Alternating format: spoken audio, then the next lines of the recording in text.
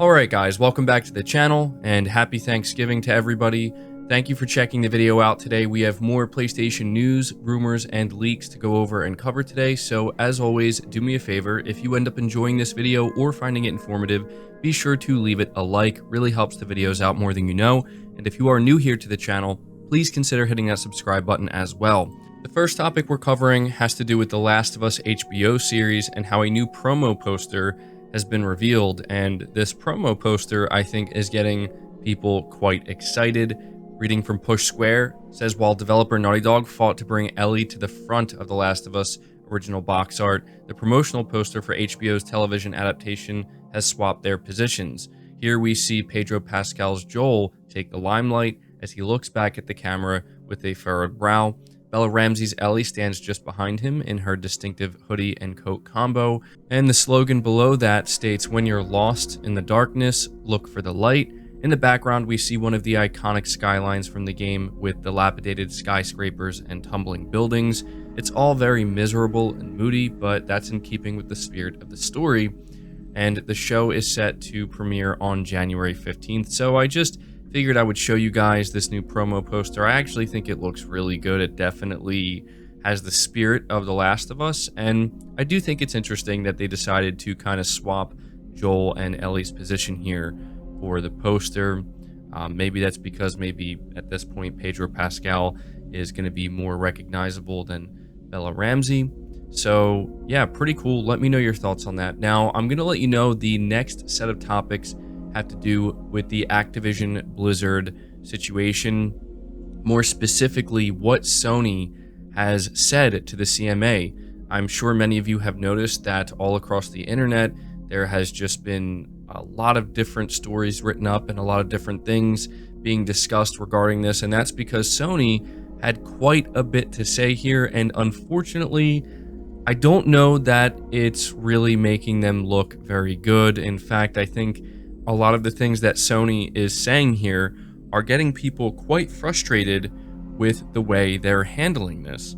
So first off, reading from Push Square, they have a title that says, PlayStation says Activision Blizzard simply must remain independent.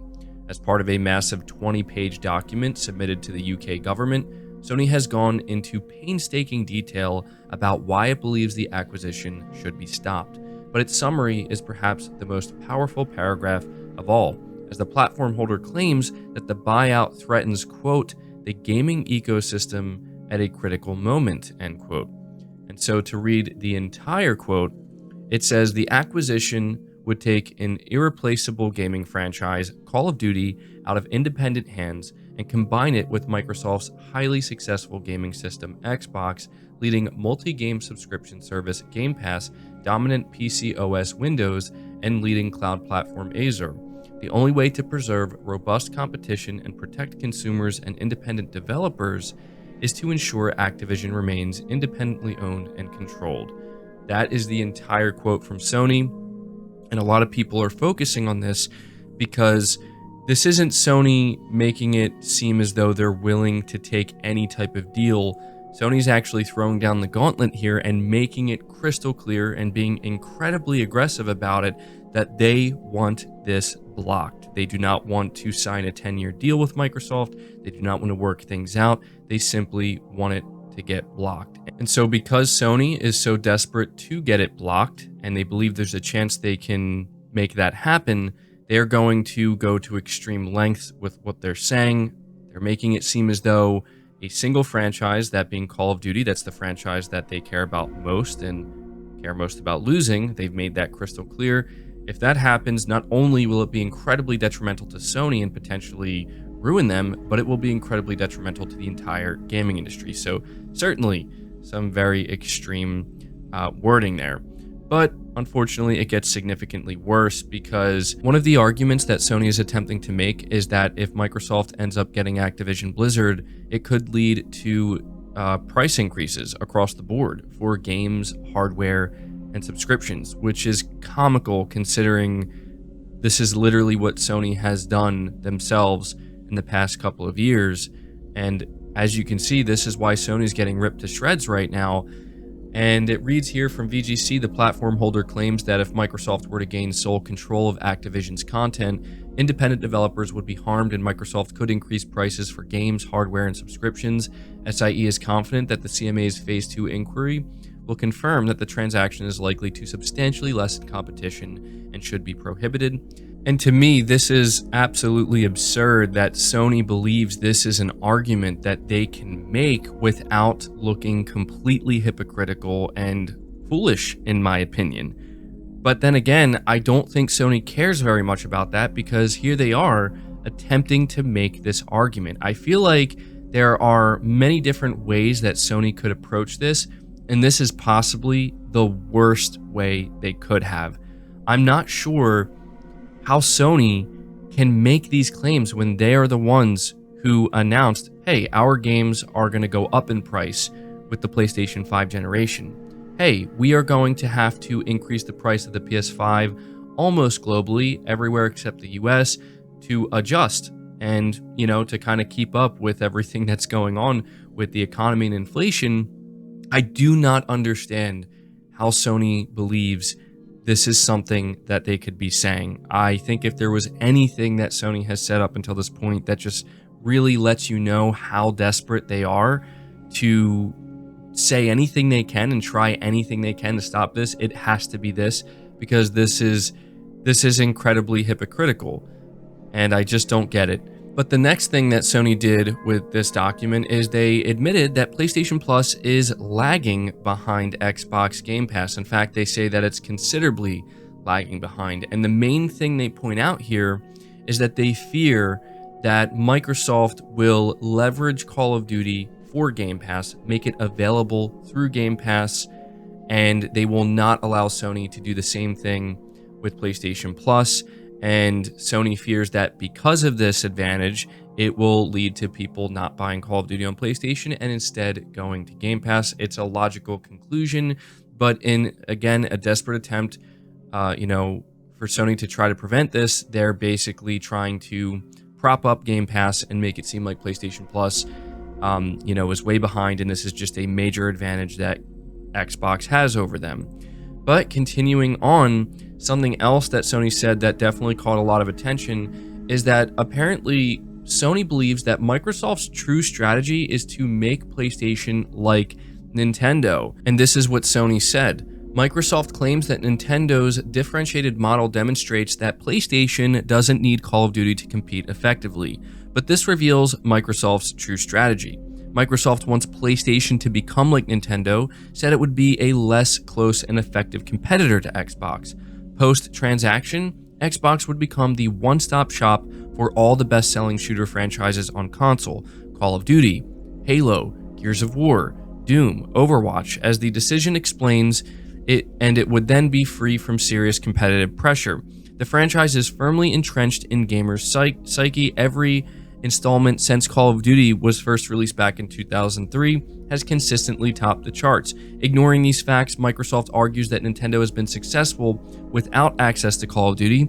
This misses the point. The decision identifies a wide body of evidence showing that Nintendo offers a differentiated experience to Xbox and PlayStation because it is focused on family-friendly games that are very different from PEGI 18 FPS games like Call of Duty. Now, to me, this is a more interesting argument that Sony's making, and I think out of everything that Sony has said here, this probably holds the most weight, and I think this actually makes the most sense. The notion that Microsoft would like to get Sony into a position that's more like Nintendo is actually something that I think Microsoft themselves admitted. That was when Phil Spencer said that, they don't view Sony and Nintendo as their main competition. They view the likes of Amazon and Google as their main competition. To me, it's always kind of been clear that Microsoft is trying to carve out their own market that is kind of separating PlayStation and Nintendo. I mean, Nintendo's already separated, but this is something that I actually do believe. But I do think where Sony is taking this a bit too far is, they're listing Gears of War here and Halo, and I get that, but I don't think it's fair to use those because, those have always been Microsoft first party. I think what makes Sony look really strange here is like you have Bungie now. You know, you have the creators of Halo itself. You have the creators of Destiny. If there was a publisher out there that has the ability to compete with Call of Duty, to compete with Doom, to compete with these titles, it's actually Sony. And I think that's really why this maybe doesn't hold that much weight, because to me, it again just kind of reads as Sony is putting all of their eggs in the Call of Duty basket. And I just don't like it, because it's like, Sony, you can try to, you know, fill in some of these gaps, maybe not all of them, right? I mean, you have Bungie. So, you know, it's a little weird, but I do understand this argument from Sony. And then finally, when it comes to some of Sony's statements here, Sony basically throws Battlefield completely under the bus, which I think is kind of funny. Sony argues that despite the similarities between both Battlefield and Call of Duty, Battlefield has simply failed to keep up with Call of Duty because the latter is too entrenched for anyone to catch up. Quote, even assuming that SIE had the ability and resources to develop a similarly successful franchise to Call of Duty, it would take many, many years and billions of dollars to create a challenger to Call of Duty. And the example of EA's Battlefield shows that any such efforts would be more than likely to be unsuccessful, end quote. Now, to me, again, this is pretty disingenuous of Sony, because there actually was a time when Battlefield really, I don't want to say it was like competing in the sense that it was as successful as Call of Duty, but it was getting pretty close. Games like Battlefield 3, Battlefield 4, even games like Battlefield 1, you know, this is when Battlefield was really hitting its stride. And if they kept that momentum and kept it going, you know, there's an argument to be made that they could be a viable competitor right against Call of Duty, but they're the ones that screwed up their games and messed it up. And, you know, especially with the latest Battlefield launch, that's their fault. That's not Call of Duty's fault. That's not Microsoft's fault. And I think this, again, is just disingenuous, because why is Sony so quick to say that we couldn't even make a shooter that's as good as Battlefield or better? Like, why not? I mean, yes, it would take some money. Yes, it would take time, but I just think that Sony's obsession with they need to have a game as successful as Call of Duty on their platform to replace Call of Duty is ridiculous. It is. Like, there's no reason they couldn't create something that is similar to Call of Duty. Yeah, it may not do the same numbers. Yeah, it may not make the same amount of money, but still, let it be its own thing. I just think that's crazy. But the very final topic here regarding this whole thing, and this is a pretty big deal. I'm telling you now, you're going to see people on the internet downplay this and make it seem like this is some kind of fanboy stuff. No, this deal has a very good chance of being blocked, because now the FTC may reportedly file an antitrust lawsuit to block Microsoft from acquiring Activision Blizzard. Reading from PlayStation Universe, it says a new report suggests that the FTC, or Federal Trade Commission in the US, will file an antitrust lawsuit against Microsoft in an attempt to block it from purchasing Activision. The report cites 3 anonymous people with knowledge of the matter, though the lawsuit being filed in the first place is still not yet a sure thing, and there are still a few steps to complete before that. If a lawsuit were to be filed, it would potentially be the beginning of the end for what would have been the largest acquisition in gaming history, not just for its scale financially, but culturally. And so, you know, this is something that's making the rounds. And again, a lot of people are downplaying it, and I understand it's not officially confirmed that the FTC is filing the lawsuit, but apparently there are sources that are saying they are doing this. This is about to happen, and it's going to be an absolutely insane turn of events if by the end of this, Sony ends up getting what they want, because the FTC is basically like, no, we're not letting this go through. And this would be a huge, huge black mark for Microsoft and a massive, massive blow. And I just want to say one final thing before I move on, and that is, personally, I hope this doesn't get blocked. I hope that this report turns out to be false and that this ends up going through, because I think what a lot of people, at least PlayStation fans, may not realize is that if this gets blocked, Microsoft isn't going to stop. Microsoft will be upset. They will be furious. They will be ready to do something else after this, and I just have a feeling that any other game or IP that Microsoft may go after, if this gets blocked, may impact PlayStation fans a lot more than, you know, the IP that are under Activision Blizzard. I mean, at that point, Microsoft could make a play for anybody, but still, it would certainly be a crazy turn of events. And so we are going to move on to the final topic, which I think is a really interesting one, because apparently Sony has revealed in their confidential documents here that the PlayStation 6 is not expected to release before 2027, and it seems likely it could certainly come well after 2027. According to a confidential document that has emerged as part of the CMA investigation, Sony does not expect the PlayStation 6 release to happen before 2027. In its response to the CMA, the format holder discusses the length of time that it expects Call of Duty to remain on PlayStation formats and suggests it will lose access to the FPS series in 2027. It adds that by the time it's launched the next generation of its PlayStation consoles, it would have lost access to Call of Duty and other Activision titles. This indicates that the PS6 will not be released until after that window, and that the PS5 will enjoy at least a 7-year life cycle. So yeah, this is actually really interesting, because I feel like we've always kind of had an idea of how long the PS5 generation could be, but it's nice to actually get like explicit confirmation from an internal Sony document saying that, yeah, it's not going to come before 2027. And I could actually even see it lasting longer than that, considering this generation has gotten off to a weird start.